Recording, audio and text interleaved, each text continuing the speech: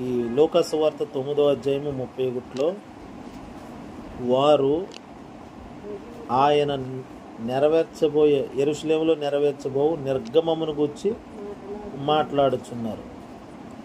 ఎవరు? ఏలియా, మోషే, యేసు. నిర్గమం అంటే యెరూషలేములో ఆయన మరణమును గూర్చి. యెరూషలేములో రాబోయే రోజుల్లో మరణం జరగబోతుంది. యేసుక్రీస్తు మరణం ఎంత వైభవంతో కూడిన మరణమో, ఆ మరణం ఉదయం చదివాము. ఆయన ప్రతి మనుషుని కొరకు మరణము అనుభవించినట్లు అని. ప్రతి మనిషి కొరకు యేసుక్రీస్తు మరణం పొందటానికి ఆయన సిద్ధపడుతూ ఉన్న రోజులు. ఆ రోజుల్లో ఈ మోషే, ఏలియా అనే ఇద్దరు దేవుని మహిమను ధరించిన వారు ఆయన మరణాన్ని గురించి మాట్లాడే ఆ టీము, ఒక టీముగా, హల్లెలూయా, వాళ్ళిద్దరూ, ఒక ఆయనేమో మరణము చూడకుండా దేవుని దగ్గరికి కొనుకోబడినటువంటి వ్యక్తి, ఒక ఆయన మరణమేమో ఎప్పుడు జరిగింది, ఎలా జరిగింది, ప్రజలు తీసుకెళ్ళి సమాధి చేయడానికి లేకోకుండా దేవుడు కొండ మీదకి రమ్మని ఇక్కడ చనిపో అంటే అక్కడ చనిపోవటం అట్లా జరిగింది. అంటే వారి మరణాన్ని దేవుడే నిర్ణయించాడు. మోషే మరణాన్ని దేవుడు నిర్ణయించాడు. ఏలియా దేవుని దగ్గరికి వెళ్ళిపోవడానికి కూడా దేవుడే తన నిర్ణయం చొప్పున ఏలియాని తీసుకెళ్ళాడు. ఇప్పుడు యేసుక్రీస్తు మరణం కూడా ఎలా ఉండబోతుంది? హల్లెలూయా. ఒక ఆయనేమో ఇశ్రాయేలీలందరికీ, దేవుని ప్రజలుగా ఉన్న వాళ్ళందరికీ దేవునికి మధ్యవర్తిగా ఉండి ధర్మశాస్త్రం తెచ్చిన ఆయన మోషే. ఇంకొక దైవజనుడు అంటే ఏలియా అద్భుతాలు, సూచక క్రియలు భూమి మీద అన్యజనుల ఎదుట అందరూ చూసేలాగా, బయలు ప్రవక్తలు సిగ్గుపడేలాగా వాళ్ళందరి ఎదుట దేవుని మహిమను దించగలిగిన వాడిగా ఏలియాని చూస్తాం. అటేమో ఒక ఆయనేమో గ్రంథాన్ని తెచ్చాడు దేవుని దగ్గర, ఒక ఆయనేమో కార్యాలను తెచ్చాడు. మరి యేసుక్రీస్తు ఏం తీసుకొచ్చాడు? యేసుక్రీస్తు వాళ్ళిద్దరి ద్వారా భూమి మీద ఏమొచ్చినాయి అని అంటే, మోషే ద్వారా ధర్మశాస్త్రం కలిగింది, ఏలియా ద్వారా దేవుని కార్యాలు అన్యజనులైన వారు చూడడానికి కార్యాలు తీసుకొచ్చాడు. మరి ఈ యొక్క యేసుక్రీస్తు ప్రభు ఆయన ఏం తీసుకొచ్చాడు అని అంటే, కృపయు సత్యము ఆయన ద్వారా కలిగెను అని వాక్యంలో రాయబడి. యేసుక్రీస్తు ద్వారా కృపయు సత్యము అంటే మహిమలో ఉండేవారు ఏదో ఒకటి దేవుని దగ్గర నుండి తీసుకొస్తారు. హల్లెలూయా. దేవుని దగ్గర అనేకమైనవి ఉన్నాయి. దేవుని ఇల్లు చాలా ధనాగారంతో నిండినదై ఉన్నది. అది ఎటువంటి ధనము? పరలోకపు ఐశ్వర్యములతో నింపబడినది దేవుని ఇల్లు. ఆ ఇంట్లో ఉండేవారందరూ మహిమతో కప్పబడి మహిమతో అలంకరించబడిన వారు. ఇప్పుడు దేవుని ఇంట్లో చేరి దేవుని ఇంటిపై బాధ్యతలు కలిగి ఇంట్లో పనులు కలిగిన వారిగా ఒక మోషే, ఏలియా, యేసుక్రీస్తుని చూస్తాం. యేసుక్రీస్తు ఏలియాని, మోషేని, యేసుక్రీస్తుని ఇక్కడ సమానం చేస్తున్నామని కాదు, కానీ ఆయనే వారితో సమానుడయ్యాడు. అక్కడ తగ్గింపు. అక్కడ మోషే, ఏలియా, యేసుక్రీస్తు సమానం ఒకటే అంటలేదు నేను. వాళ్ళతో ఆయన సమానమయ్యాడు, ఆయన కుమారుడై ఉండి కూడా. హల్లెలూయా. ఉదయం తగ్గింపు దీనత్వం కోసం విన్నా. ఇప్పుడు మోషే, ఏలియా దేవుని ఇంట్లో వాళ్ళు, ఆయన చేతి కింద అణిగిమణిగి ఆయన పనిలో నిమగ్నమైన వారు. అంటే ఆయన ఇంట్లో పని వాళ్ళు. మోషే దేవుని ఇల్లంతటిలో ఇంట్లో ఉన్నాడు. అంటే మోషే బయట లేడు, ఇంట్లో ఉన్నాడు. ఏలియా దేవుని ఇంట్లోనే ఉన్నాడు. అంటే అంతే, ఎక్కడికి వెళ్ళమంటే అక్కడికి వెళ్తాడు. ఏలియా సారేపోతే వెళ్ళంటే వెళ్తాడు, కెరీతు వాగు దగ్గర ఉండంటే ఉంటాడు, ఎక్కడికి వెళ్ళమంటే అక్కడికి వెళ్తాడు. అంటే దేవుని అంటే ఒక ఇల్లు, ఒక నాయకత్వం, ఒక నడిపింపు కలిగిన వాడు ఏలియా. మోషే కూడా అంతే. యేసుక్రీస్తు కూడా అంతే. అందుకని యేసుక్రీస్తు తండ్రి చిత్తం చొప్పున చిత్తం చేయడానికే వచ్చాడు. తండ్రి ఇంటి దగ్గర నుండి వచ్చాడు. తండ్రి ఇంట్లోనే ఉన్నారు ఇప్పుడు. తండ్రి ఇంటి నుండి వచ్చిన వీరు మనుషులు పైకి బాహాటంగా గొప్పవారిగా కనబడకపోయినా కానీ గొప్ప కార్యాలు మాత్రం చేసి చూపించారు. దేవుని ఇంటి నుండి వచ్చిన వారు ప్రతి ఒక్కరూ మహిమను చూపిస్తారు. మహిమకరమైన కార్యాలు పరలోకం నుండి తెచ్చి ప్రజల మధ్యలో చేస్తారు. హల్లెలూయా. ఒక మోషే దేవుని దగ్గర నుండి కార్యాలు తెచ్చి ప్రజల మధ్యలో చేశాడు. ఏలియా దేవుని దగ్గర ఉన్న కార్యాలు తెచ్చి ప్రజల మధ్యలో చేశాడు. యేసుక్రీస్తు నా తండ్రి నాకు నేర్పినట్టుగానే నేను కూడా మీ మధ్యలో చేస్తున్నానని చెప్పాడు.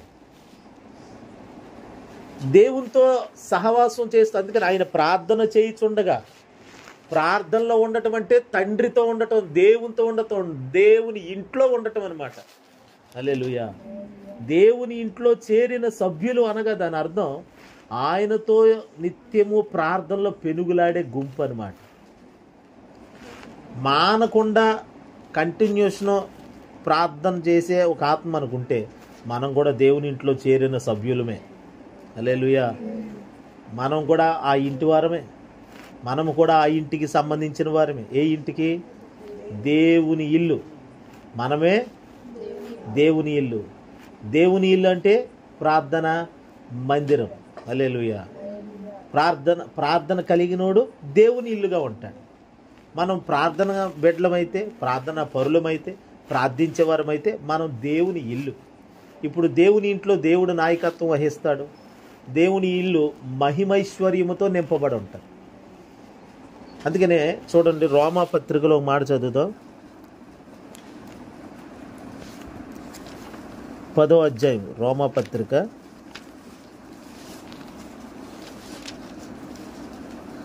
10వ అధ్యాయము 12వ వచనం చూడండి.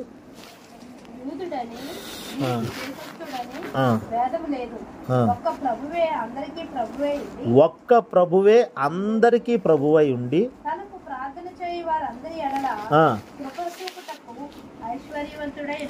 ఐశ్వర్యము.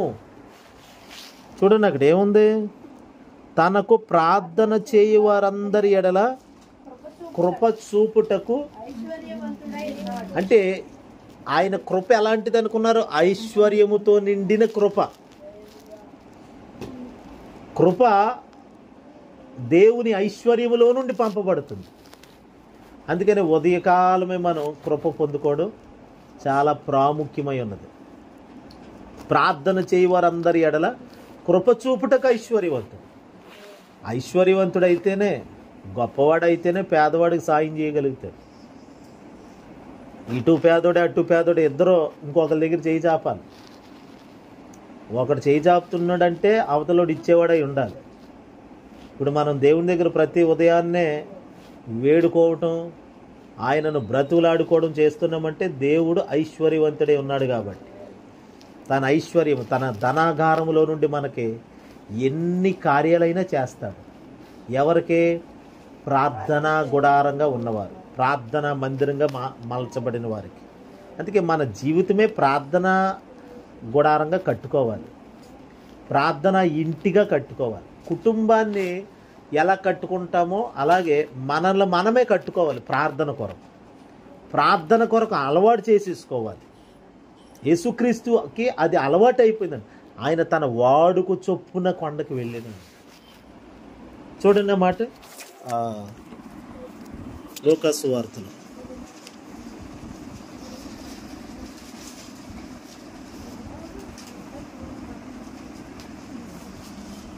వాడుక చొప్పునని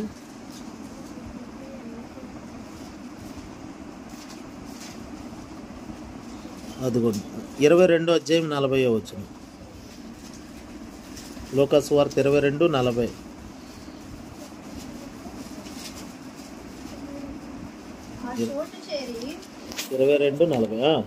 ఆయన వారితో మీరు శోధనలో ప్రవేశించుకున్నట్లు ప్రార్థన చేయడని చెప్పి వారి యొద్ద నుండి రాత్రివేళ దూరం వెళ్ళి మోకాళ్ళుని తండ్రి ఈ గిన్నె నా యొద్ద నుండి 40వ వచనం. లూకాసు వార్త 22:40 మీరు శోధనలో ప్రవేశించకుండా 39లో ఉంటుంది. తర్వాత ఆయన బయలుదేరి తన వాడుక చొప్పున ఒలివల కొండకు వెళ్ళగా శిష్యులను ఆయన వెంట వెళ్ళింది. ఆ చోటు చేరి ఆయన వారితో మీరు శోధనలో ప్రవేశించకుండానట్లు ప్రార్థన చేయడానికి చెప్పి వారి యొద్ద నుండి రాత్రివేళ దూరం వెళ్ళి మోకాళ్ళుని, తండ్రి, ఈ గిన్నె నా యొద్ద నుండి తొలగించడానికి నీ చిత్తమైతే తొలగించు, అయినను నా ఇష్టము కాదు నీ చిత్తమే సిద్ధించునుగా. చాలమ్మా.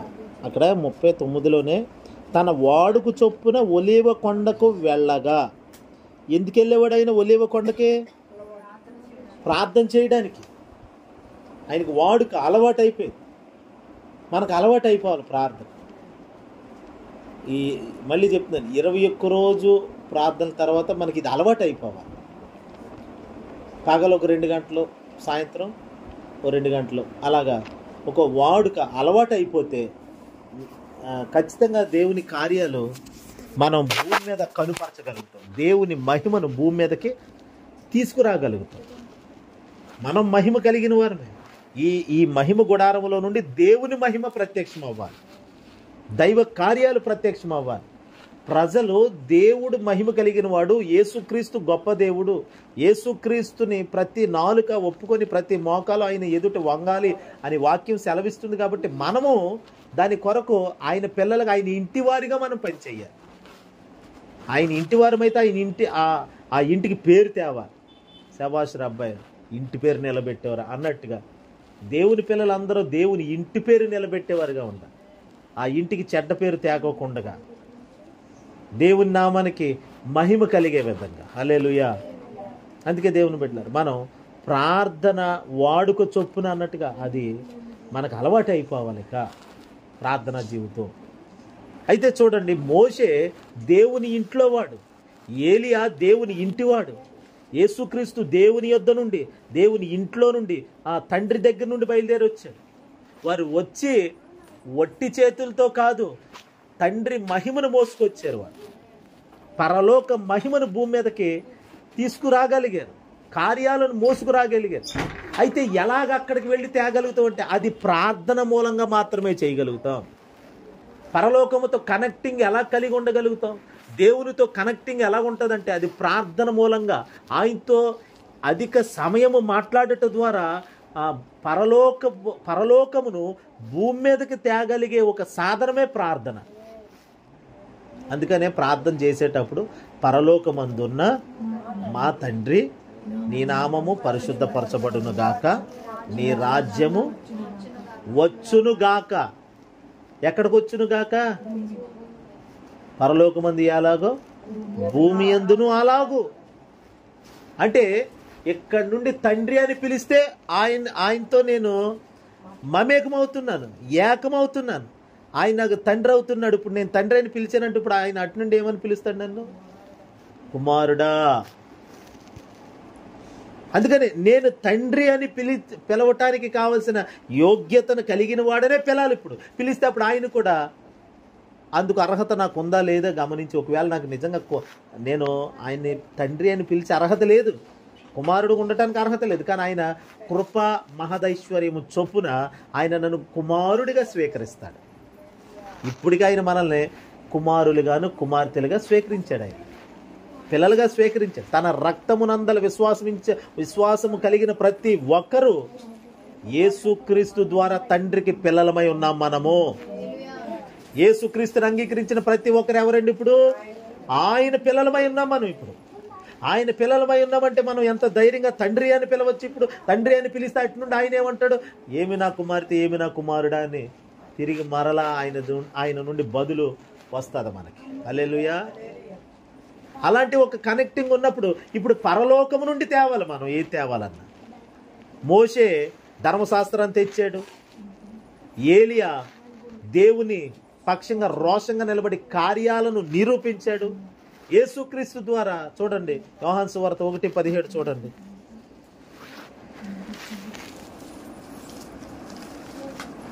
ధర్మశాస్త్రము మోషే ద్వారా అనుగ్రహింపబడెను, కృపయు సత్యమును అదిగోండి, ధర్మశాస్త్రం ఎవరి ద్వారా వచ్చిందంట? మోషే ద్వారా వచ్చింది. ఇప్పుడు కృపయు సత్యమును, అదే కదండి మహిమలో ఉన్న కార్యాలు. హల్లెలూయా. ధర్మశాస్త్రం కూడా మహిమ గలదే ఉన్నదని ఉంది. అది కూడా ఆజ్ఞ మహిమగానే ఉన్నది. దేవుని ఆజ్ఞ నీతి కలిగినది, మహిమ నుండే బయలుదేరింది అది కూడా. అయితే అధిక మహిమ ఎక్కువ అవ్వటం కొరకు యేసుక్రీస్తు కుమారుడు కదా. మరి ఇప్పుడు మోషే కానీ ఏలియా కానీ దేవుని ఇంట్లో సర్వెంట్స్, సేవకులు, దేవుని ఇంట్లో పనివారు. మరి యేసుక్రీస్తు పనివాడా? కుమారుడు. ఆయన పనివాడు ఇచ్చేది ఏమిస్తాడు? ఇస్తే పనోడి దగ్గర నుండి శ్రేష్టమైన ఆశించగలుగుతామా? కానీ ఆ ఇంటి ఓనర్ నుండి శ్రేష్టమైనది రాగలుగుతారు. ఇంట్లో ఇలా తిరిగి ఏంట్రా నీ మాటలు? పనివాడి నుండి అంటే దేవుని దగ్గర దేవుని చేత పిలువబడి పనికి కుదిరినటువంటి మోషే కానీ ఏలియా కానీ కొంత మట్టుకు తేగలిగారు. మచ్చుకగా శాంపిల్గా తీసుకొచ్చారు. కానీ ఒరిజినల్ యేసుక్రీస్తు నుండి బయలుదేరి, కుమారు నుండి ఒరిజినల్ బయలుదేరి. హల్లెలూయా. ఐశ్వర్యమంతా కాబట్టి, అంతటికి వారసుడు ఆయనే కాబట్టి సమస్తమునకు ఆయన వారసునిగా నియమించెను అని ఉంది బైబిల్. యేసుక్రీస్తు ఇప్పుడు అంతటికి వారసుడు. ఇప్పుడు ఆ వారసుడే వచ్చేసాడు. ఇప్పుడు ఆ వారసుడు ఏం తెచ్చాడు చూడండి అన్నమాట. రోమపత్రికలో అది కూడా చూద్దాం.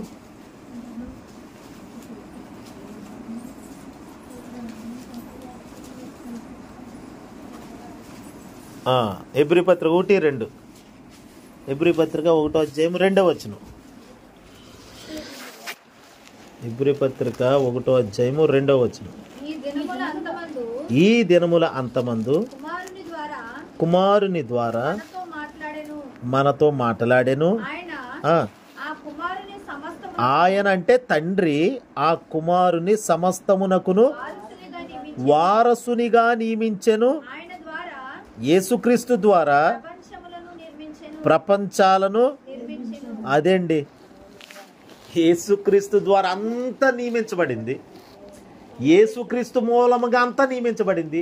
యేసుక్రీస్తు కోసమే అంతా సృష్టించబడింది.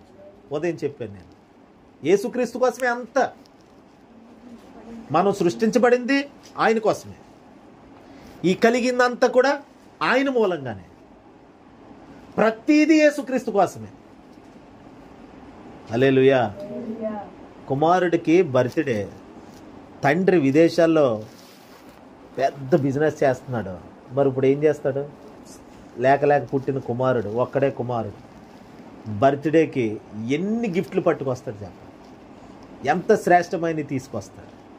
ఆ పిల్లవాడికి ఇక ఎప్పుడూ అనుకోలేని బహుమానాలు, చూడనివి, అలాంటివి ఒకటి ఉంటుందని కూడా తెలియని శ్రేష్టమైనవి ఎన్నో తీసుకొచ్చేస్తాడు.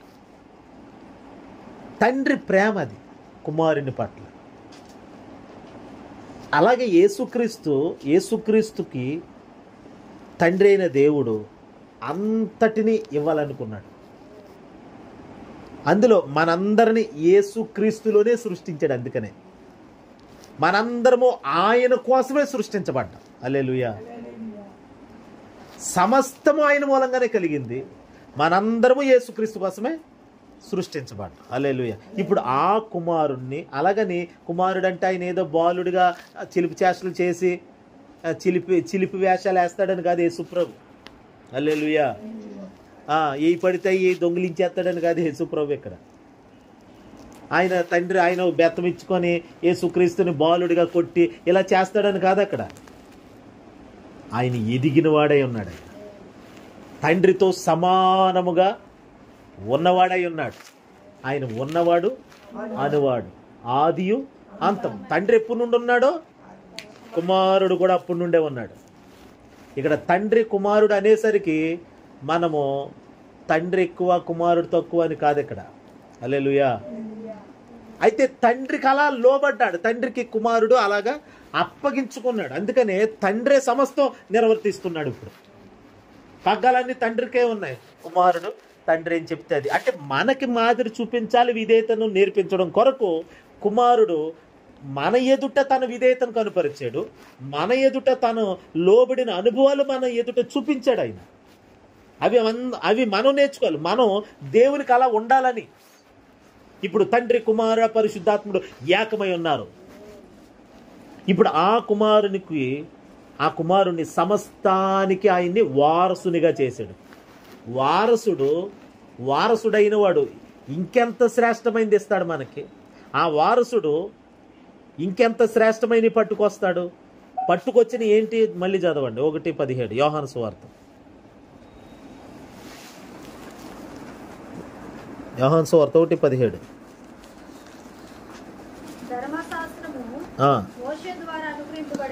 ధర్మశాస్త్రం మోషే ద్వారా అనుగ్రహించబడింది,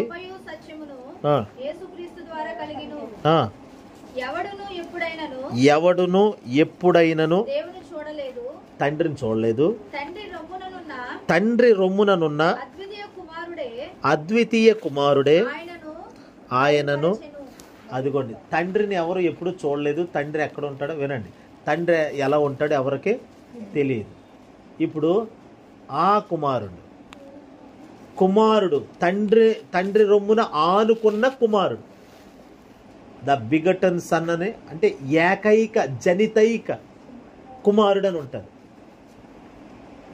అంటే ఆయనే కుమారుడు, ఆయనే తండ్రిని బయలుపరిచాడు. తండ్రి రొమ్మునున్న కుమారుడే బయలుపరిచాడు. ఇప్పుడు తండ్రి కుమారుడు ఎక్కడున్నారు? ఏకమై ఉన్నారు, రొమ్మున ఉన్నాడు. రొమ్మున ఉన్నటువంటి కుమారుడు శబ్దముగా, వాక్యముగా బయటకు వచ్చాడు. ఆ వాక్యానికి శరీరం ఇవ్వబడింది. ఆయన పేరే యేసుక్రీస్తు. ఆయన వచ్చేటప్పుడు కృపయు సత్యమును మోసుకొని వచ్చాడు. కృప సత్యము, కృప సత్యము. కృపకి సత్యానికి పడదు అసలు చెప్పాలంటే. హల్లెలూయా. కృపా సత్యములు కలుసుకునినవి, అవి ఒకదానికొకటి ముద్దు పెట్టుకొనిను అని ఉంటుంది బైబిల్లో. అసలు కృపకే సత్యానికి పడదు.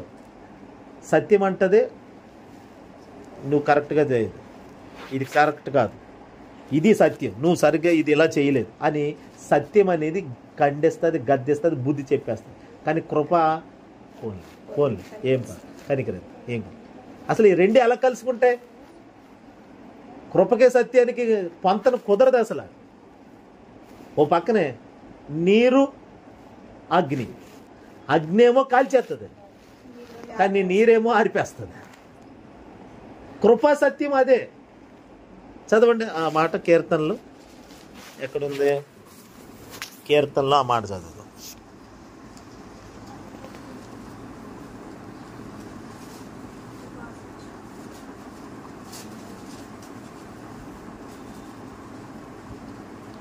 ఎనభై 85:10 కీర్తనలు 85.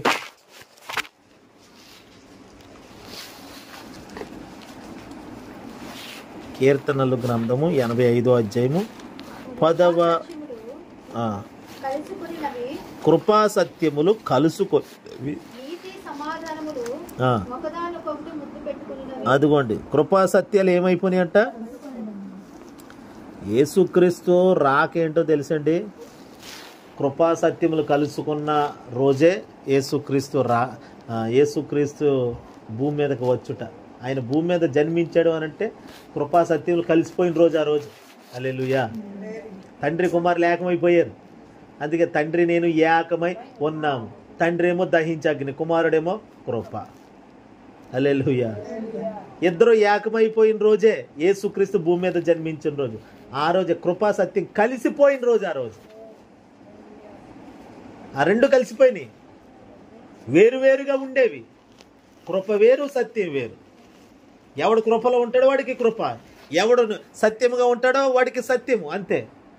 ఎప్పుడు కలుసుకొని అనుభవాలు కాదు ఇవి.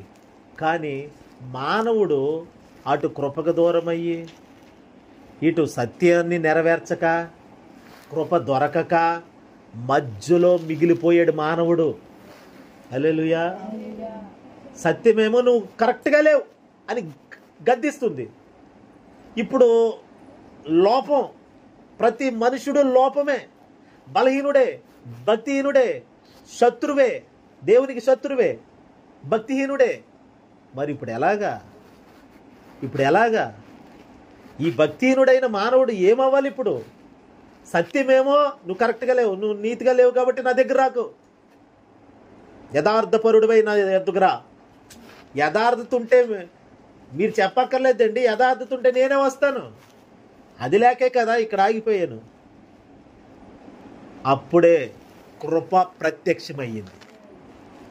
కృప అనగా యేసుక్రీస్తు ప్రత్యక్షమయ్యి ఆ కృప ఏం చేసిందంటే ఈ అల్ప మానవుడు, లోపము కలిగిన మానవుడిని పట్టుకొని ఎంట పెట్టుకొని అదిగో సత్యము దగ్గర తీసుకెళ్ళి. హల్లెలూయా.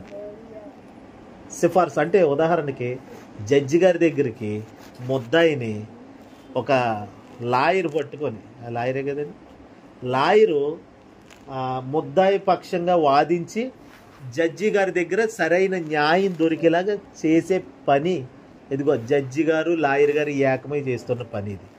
ముద్దాయి ఎవరు? మనము. హల్లెలూయా. ఈ ముద్దాయికి కృప దొరకదు. శిక్షను పూర్తి చేసేటట్లుగా, శిక్ష లేకుండా వచ్చిన శిక్షణకి ఇక్కడ లాయర్ అన్నీ వివరించి, సెక్షన్లన్నీ వివరించి, ఆ లాయర్ ఏమో జడ్జి గారు ఏవేవో చెప్తాడు.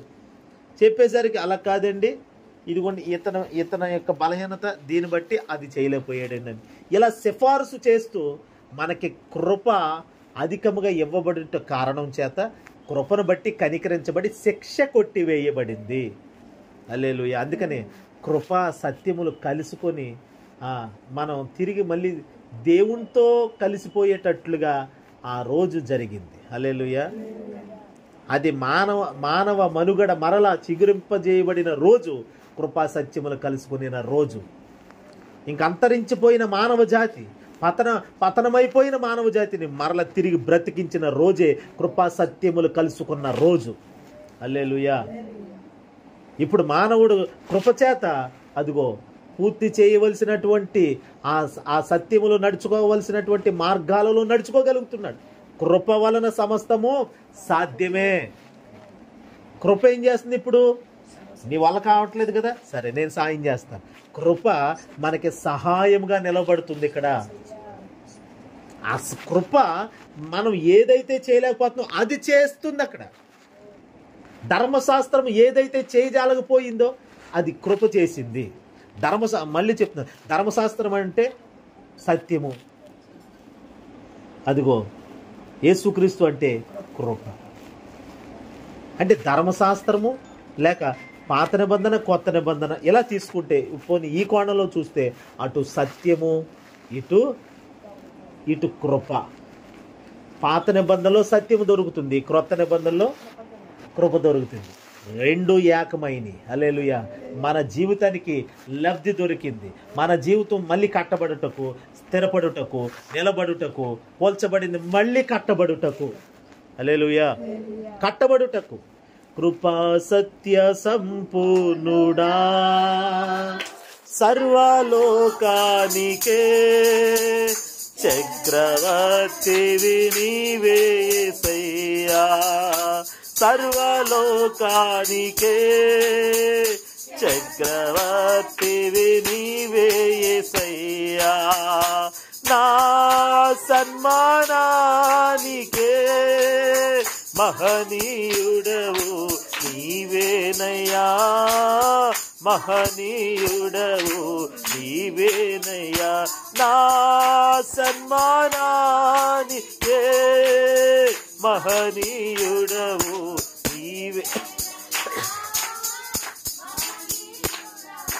నీవేనయ్యా. ఎర్ర సముద్రము నీ ఆజ్ఞ మేరకు రహదారిగా మారగా దాటిరే నీ జనులు బహుక్షేమముగా.